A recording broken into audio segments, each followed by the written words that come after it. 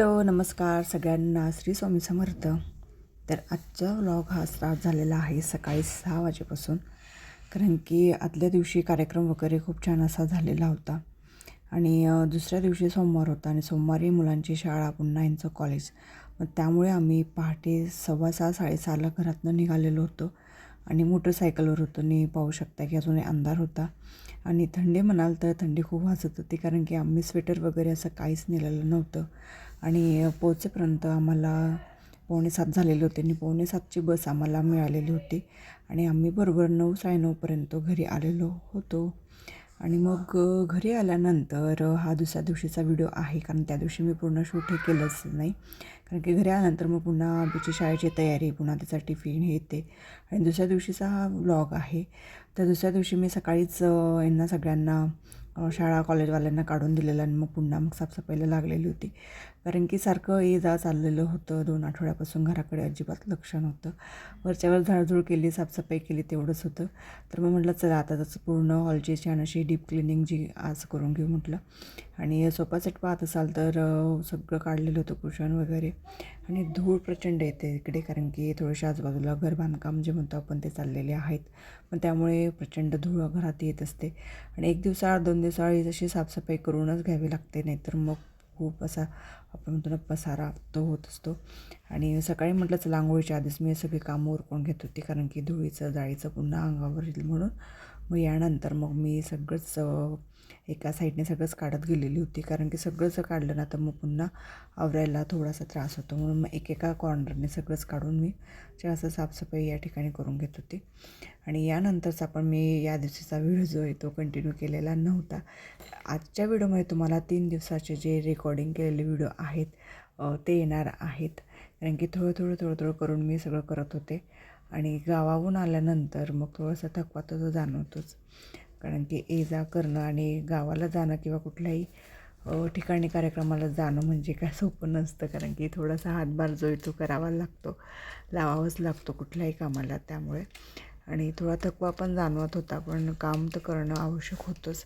त्यामुळे मग म्हटलं चला आळस न करता पटापट आपली जी कामं आहेत ती करून मोकळं होऊन जाऊ म्हटलं, कारण घरही फ्रेश राहतं आणि मग आपला मूडही फ्रेश असतो. त्यामुळे कुठलाही कंटाळा न करता, कुठलाही थकवा न काढता मी कामाला लागलेली होते. आणि पुढचा व्हिडिओ जो आहे तो आहे तुम्हाला दुसऱ्या दिवसाच्या हॉलची जी साफसफाई ती सगळी संपूर्ण केलेली आहे. आणि हा व्लॉग जो आहे हा आहे 2 दिवसांचा. तर म्हटलं आता चला आता हे सगळं हॉलची साफसफाई झालेली आहे, कारण धूळ प्रचंड बसून गेलेली होती. आणि मग आता लागले की किचन साफ करायला. जे खराब असतील भांडे तर ते पटकन धुवून वगैरे वाळून घेते आणि करा. चला तर मग व्हिडिओ कुठेही स्किप न करता कंटिन्यू पाहत राहा.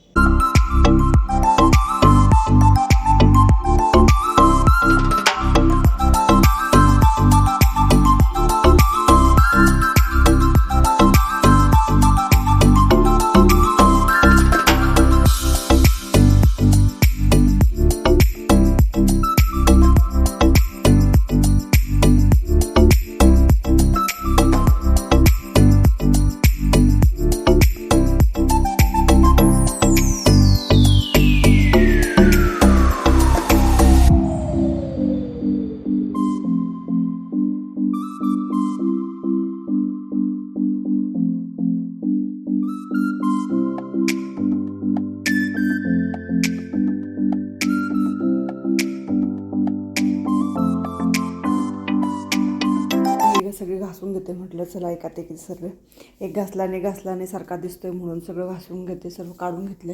आणि एवढ्या गडबडीमध्ये आता याला काढून आता त्याला सँडविच बनवून देते. आणि इकडे यांचा आहे उपवास म्हणून यांना फराळासाठी भगर करून दिलेली. आता याचं सँडविच असं आहे ना, पोरांचं स्वयंपाक झाला आहे तर त्याला ते नको आहे, तर त्याला आता सँडविच हवं आहे. म्हणून आता म्हटले बाजूला ठेवते आणि आता त्याला खायला करून देतो, म्हणजे मला काम करायला मोकळं.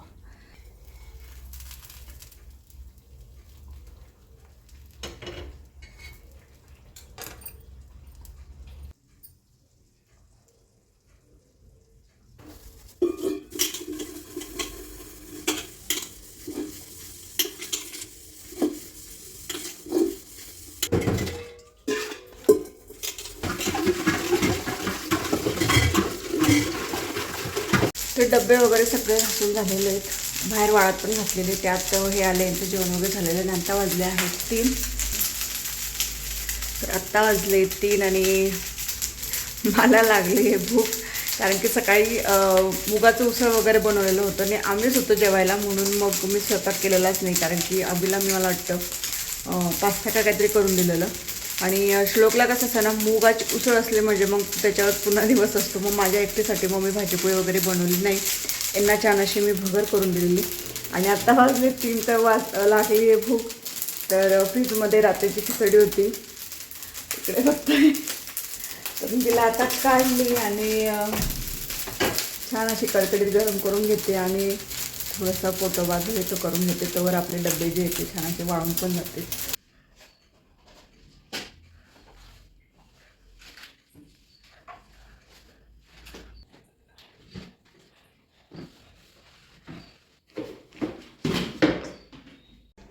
सगळे भांडे ना असे छान वाळून पण झालेले आहेत छानपैकी. आता यातला जो काही किराणा आहे थोडा पडतो आता भरून घेते आणि मग नंतर तुम्हाला दाखवते आपला किचनचं किंवा मी जे साफसफाई केलं आहे त्याचा फायनल लुक.